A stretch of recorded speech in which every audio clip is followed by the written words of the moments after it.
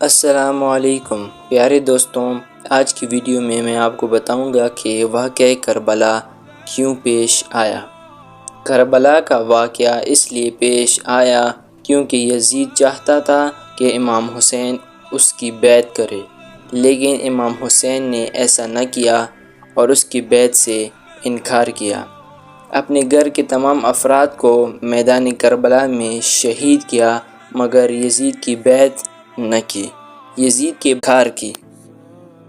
جس طرح اس زمانے میں رہبر معظم نے وقت کے یزید کے خلاف جنگ کی اور ظالم کے خلاف آواز بلند کی اور مظلوم کا ساتھ دیا، اور امام حسین کی طرح رہبر معظم بھی شہید ہوئے۔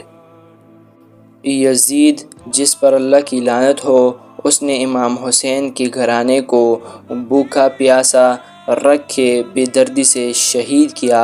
ان پر 3 دن تک پانی بند رکھا۔ 3 دن کے بعد امام حسین کو شہید کر دیا گیا۔ پانی بند ہونے کے بعد دریائے فرات پر ان لوگوں نے قبضہ کر لیا۔